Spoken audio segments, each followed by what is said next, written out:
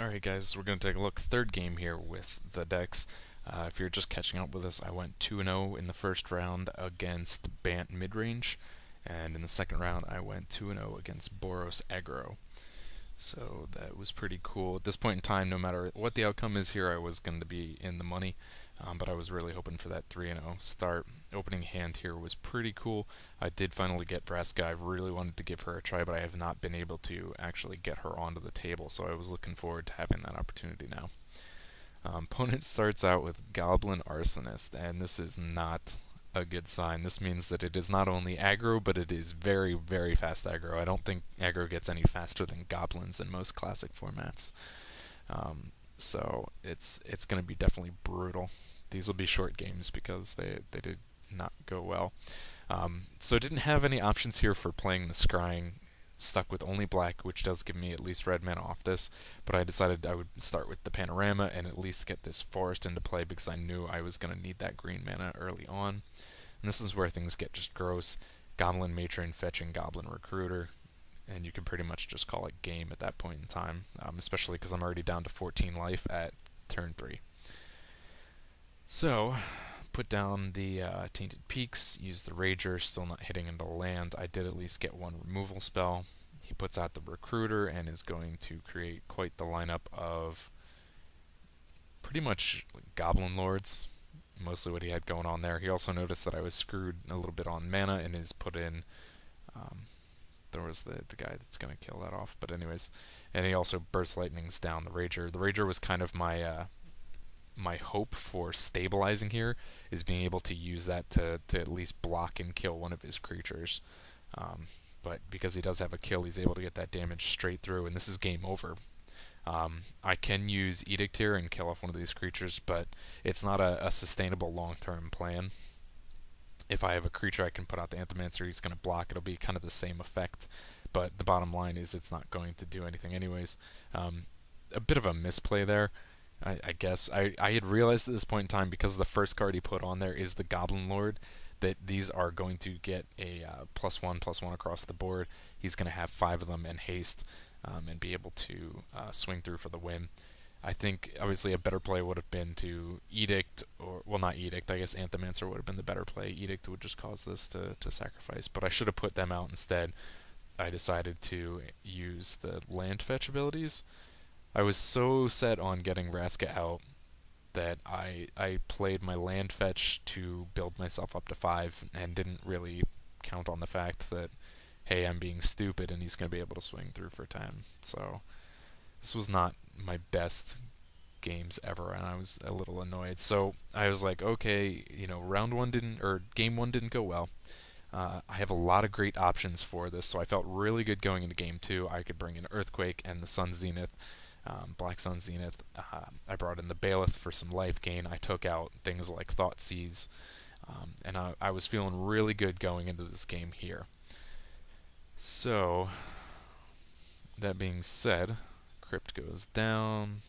He gets no turn 1 Goblin, and I'm feeling great. Turn 2, he puts down Mog Fanatic. Missing green mana, which really, really hurt at this point in time. I wanted to at least get a blocker. I needed to slow him down as best I could, so I throw the Anthomancer out. Especially, playing mono red goblins, he's not going to have a lot of options for doing that anyways. Puts down Zozu, and this is a troublesome card. Lands are going to do 2 damage when they come into play. So I'm putting the Battlement down, or the Overgrown Tune down, and deciding whether or not I can use the Zenith to help me out here. Because it is green-only creatures, I'm not going to really have a removal option. If I could get something like the Kavu, it would be great. So I'm like, there's no reason for me to have to take this 2 damage. I can use this Green Sun Zenith if I really wanted to off the Reflecting Pool to put a creature down. There's really nothing that I can get at 3 that is going to be significantly better than what I can get at 2. So I decided, after looking, I initially was going for Tarmogoyf and decided to go Deathrite Shaman because of that exile ability. Exile target creature card for 1 green, and I gain 2 life. Maybe one of the better options would have been to get out the Scavenging Ooze, but I think overall this Shaman gives you a lot better life gain options as opposed to just the Ooze removal ability. And here's the big thing. Let's stop on this for a second. Turn 4, Molten Rain hits Overgrown Tomb. This Molten Rain is going to cost me this game. I'm going to be one land short this entire game, and it is going to frustrate me to no end. Because that is dead, I could at the very least I use the Deathrite Shaman. I use it to activate the ability and exile a land to gain 1 mana.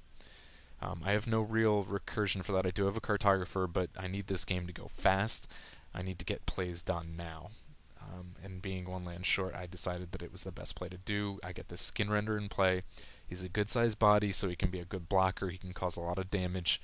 And he's going to, most importantly, get Zozu off the table. So I'm still feeling pretty good about things.